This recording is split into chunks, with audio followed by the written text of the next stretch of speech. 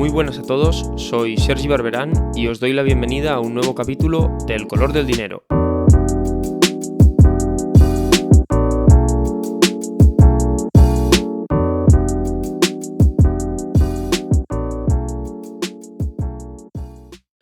Muy buenas a todos y bienvenidos a un nuevo episodio del color del dinero.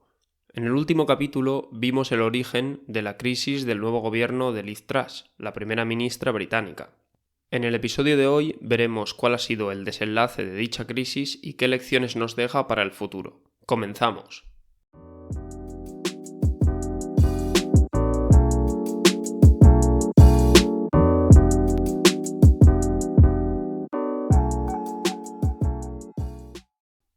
Comencemos haciendo un breve resumen de la situación del Reino Unido. Tras ganar la pelea interna del Partido Conservador para suceder a Boris Johnson, Liz Truss es nombrada la primera ministra británica a comienzos de septiembre.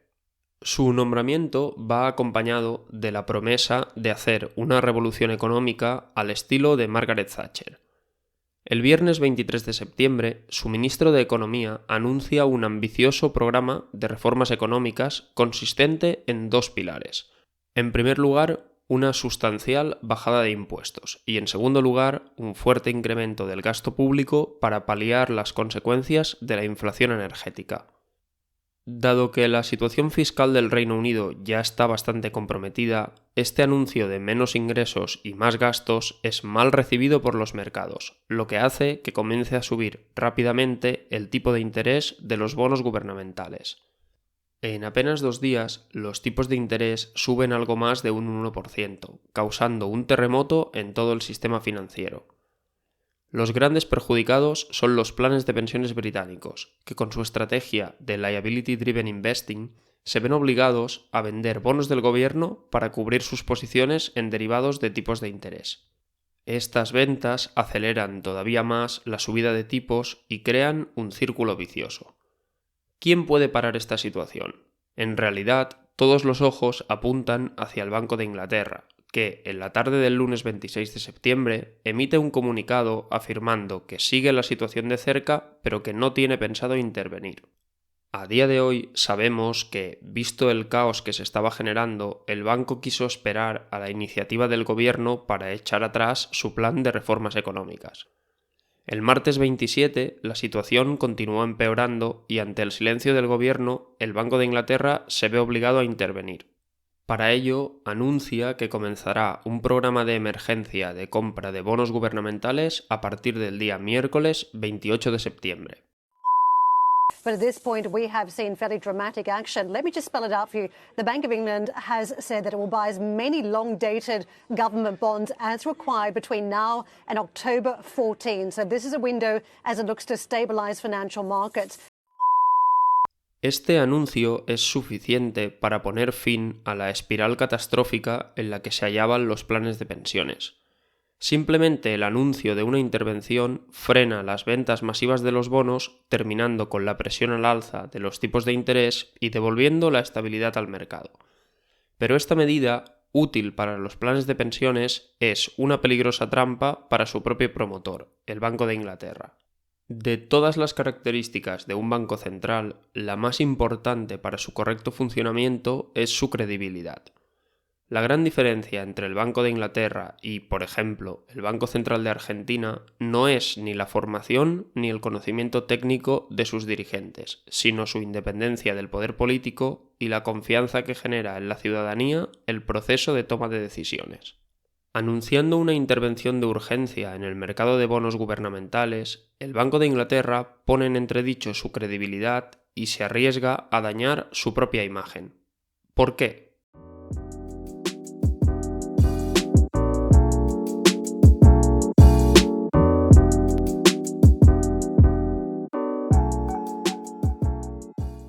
En el comunicado inicial, el Banco de Inglaterra anuncia que intervendrá el mercado de forma puntual por un plazo de 2 semanas. Su intención es calmar los mercados mientras el gobierno encuentra una forma elegante de retirar su plan de reformas, restablecer la confianza de los inversores en la economía británica y poner fin a la crisis. Pero estas narrativas lógicas no funcionan bien en política.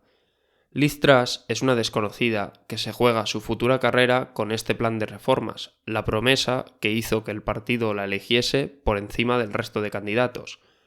Aunque comprende perfectamente el desastre que ha causado, no está dispuesta a echarse atrás, y así se lo hace saber a los británicos, al Banco de Inglaterra y a todo el mundo, con sucesivos comentarios de su ministro de Economía negando que vayan a tocar ni una coma del plan fiscal. Esta negativa del gobierno deja al banco en una posición muy débil. Si Truss no retira su programa de política fiscal, cuando termine el plazo de 2 semanas otorgado, solo hay 2 escenarios posibles. Un primer escenario es en el que el banco cumple su palabra, detiene las compras de bonos y pone fin a la intervención de urgencia. La consecuencia directa de este escenario es un retorno al punto de partida.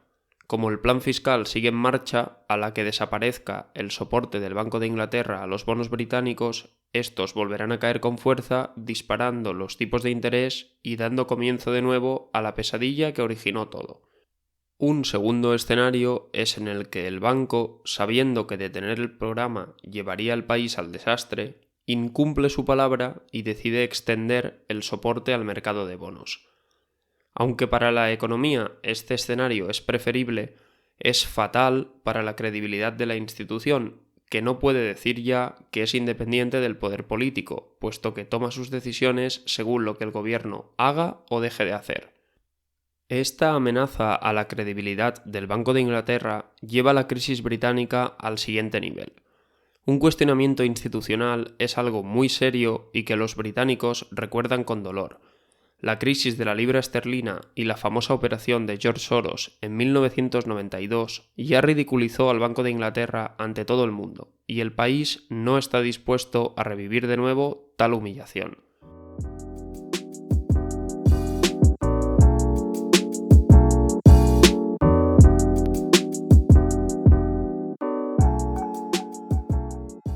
El final de este episodio nos deja una importante lección sobre las buenas prácticas de una democracia liberal avanzada. Ante la presión de los mercados, del Banco de Inglaterra y de miembros del propio Partido Conservador, Liz Truss anuncia el 14 de octubre que cesa a su ministro de Economía, el autor intelectual del funesto plan de reforma económica. Con la caída de su hombre estrella, parece que es cuestión de tiempo que la propia Truss se haga a un lado. Aunque inicialmente declara que no es alguien que se vaya a rendir con facilidad, los memes acerca de su inminente caída comienzan a expandirse, incluyendo el reto del periódico británico Daily Star, que anuncia que tiene serias dudas de que la primera ministra británica pueda sobrevivir a la fecha de caducidad de una lechuga cualquiera que es de unos 7 o 10 días. I have therefore spoken to His Majesty the King to notify him that I am resigning as leader of the Conservative Party. This morning I met the chairman of the 1922 committee, Sir Graham Brady. We've agreed that there will be a leadership election to be completed within the next week. This will ensure that we remain on a path to our country's economic stability and national security. I will remain as Prime Minister until a successor has been chosen. Thank you. Finalmente, el jueves 20 de octubre, la primera ministra Liz Truss anuncia su dimisión, convirtiéndose así en la primera ministra más breve de la historia del país y muy posiblemente una de las que peor legado deja tras su estancia en Downing Street. ¿Cuál es aquí la lección a extraer? Pese a que Truss se jugaba su propia carrera y prestigio personal, y por tanto es evidente que bajo ningún concepto quería echar atrás su plan de reforma y mucho menos renunciar al cargo, la credibilidad de una institución tan básica para un país como el Banco Central terminó imponiéndose sobre su proyecto individual. Nunca sabremos si fue la propia Truss la que tomó la decisión o si fueron los miembros de su partido, las presiones de la prensa e incluso el malestar social generado lo que la llevó a dejar el cargo. En la práctica es irrelevante. Lo importante es que antes de hacer estallar el prestigio de instituciones centenarias, el sistema la forzó a abandonar su cargo, previniendo un mal mucho mayor.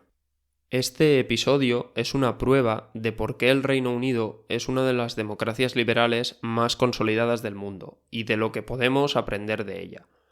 No resulta difícil imaginar qué hubiese sucedido en otros países, incluido España mismo, en una situación similar. Y en este ejercicio de imaginación, la dimisión del responsable de semejante caos no es la primera opción.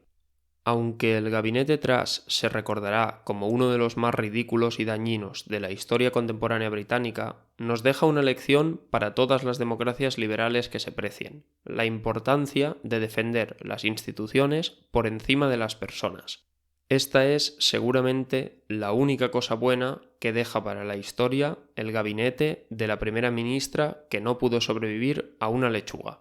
Hasta el próximo capítulo.